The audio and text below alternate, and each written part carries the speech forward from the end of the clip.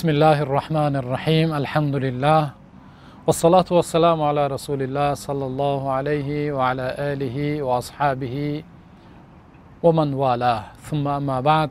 صحابی جلیل عبدالله ابن عباس رضی الله عنهما از پیامبر صلی الله علیه و سلم روایت میکنند که رسول خدا صلی الله علیه و سلم در حدیث گوهربار خود میفرمایند: عینان لا تمسهما النار، عین بکت من خشیت الله و عین باتت تحرس فی سبیل الله.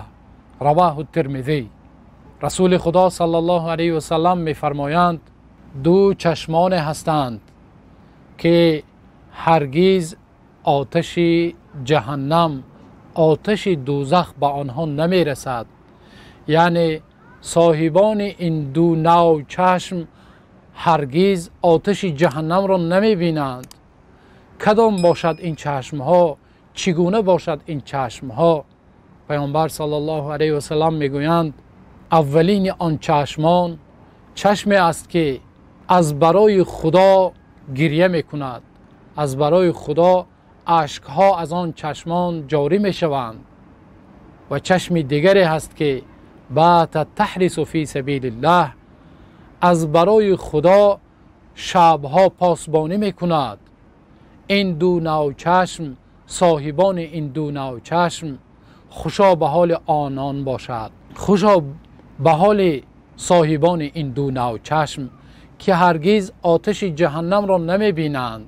این ماه مبارک رمضان برای ما و شما فرصت بسیار بزرگ است، فرصت طلایی است که ما و شما از برای الله شبها نیایش کنیم.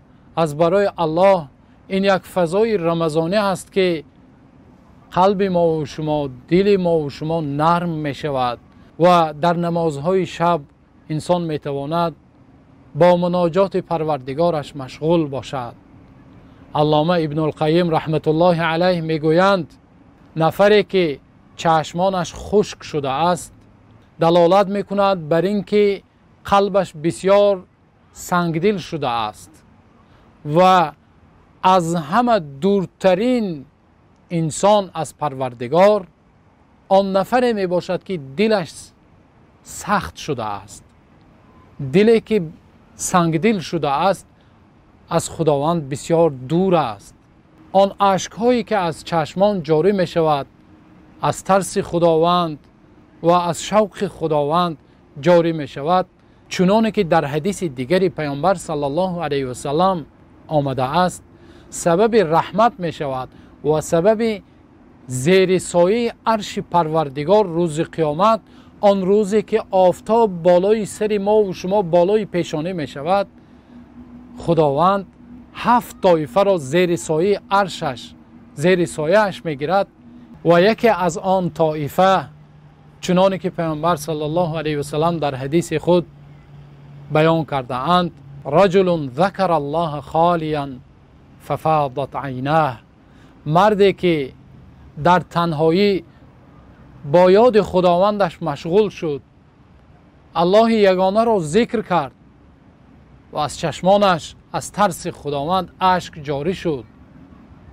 این ماه مبارک فرصت طلایی است برای ما و شما تا اینکه به رحمت الهی سزاوار گردیم. و ببینید گذشتگان ما و شما سلف صالح چگونه بودند. روایت میکنند که پیامبر صلی الله علیه و سلم همراه صحابگان از غزوه ذات الرقا برمیگشتند. وقتی برمیگشتند تاریک شد، شب شد. پیامبر صلی الله علیه و سلم همراه یارانشان در یک جای قرار گرفتند. به صحابگان خطاب کرده گفتند کی ما را امشب پاسبانی میکند؟ 2 نفر از صحابگان گفتند یا رسول الله ما پاسبانی میکنیم. و یکی از آن 2 نفر به یار دیگرش نگاه کرد و گفت دوستم شما اول شب پاسبانی کردن میخواهید یا آخر شب؟ برای شما کدامش بهتر است؟ اگر اول شب باشد من کمی استراحت کنم، مرا پس بیدار کنید، سپس آخر شب من پاسبانی میکنم. اگر آخر شب برایتان بهتر و افضل باشد اول من پاسبانی میکنم بعد شما را بیدار میکنم، شما پاسبانی میکنید.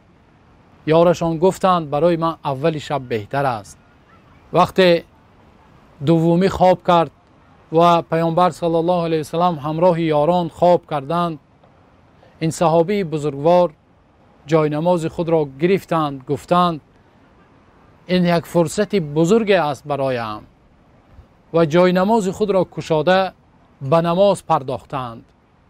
وقتی نماز می گذاشتند، یکی از دشمنان از قفا پیگیری کرده آمده بود و دید که پیامبر صلی الله علیه وسلم همراه صحابگان در خوابند و تنها یک مرد است که آن هم باشد نماز خوانده ایستاده است. گفت این مرد را با تیر خود نشان گرفت و پراند، گفت میکشم. یک تیر آمد به دست این صحابه در آمد، صحابه تیر را کنده گرفته نماز خود را ویران نکردند، نماز خود را ادامه دادند و دشمن تیر دیگر را گرفت، تیر دیگر پراند سوی این صحابه. آن تیر هم آمد، رسید، در آمد. صحابه تیر را گرفتند، نماز خود را با خشوع و خضوع ادامه دادند و دیدند که بسیار خون جاری شد، دیگر نمی توانند که ادامه دهند. نماز خود را به آخر رسانیدند و یارشان را، همراهشان را بیدار کردند از خواب. وقتی رفیقشان میخیزد میبیند که تمام جا خون است و آن صحابه خونالود شدند. گفت این چه حالت است؟ به شما چی شد؟ در جواب گفتند وقتی من نماز میخواندم یک دشمن آمد به سوی من تیر پراند. گفتند آخه بر وقتر بیدار نکرده؟ در جواب واقعا انسان تعجب میکند که چه خیل این صحابه، چه خیل صحابگان یک نفرهایی بودند که آدم حیران میشود به حال آنها. اگر با سند صحیح این روایت نمیشد حتی عقل انسان باور نمی کند.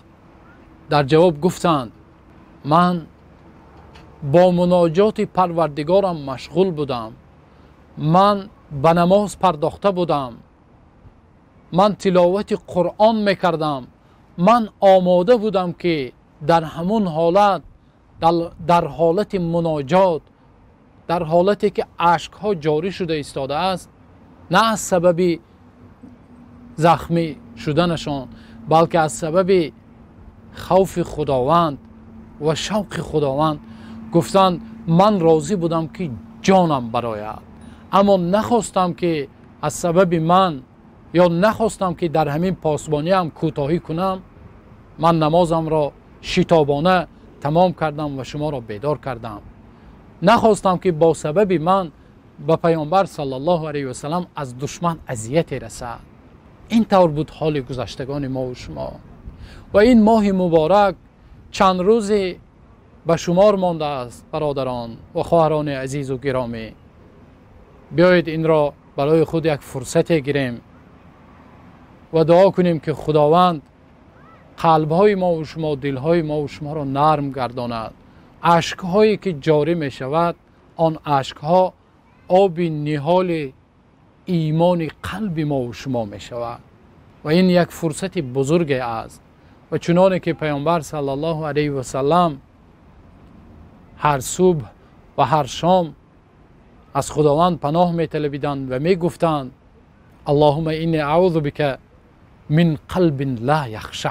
خداوندا من به تو پناه میبرم از دلی که ترس ندارد، از دلی که خشوع ندارد، برای تو خشوع نمی کند.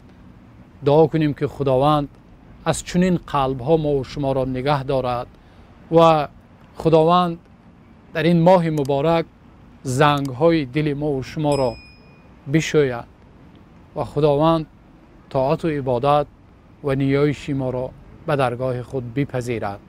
السلام علیکم و رحمت الله و برکاته.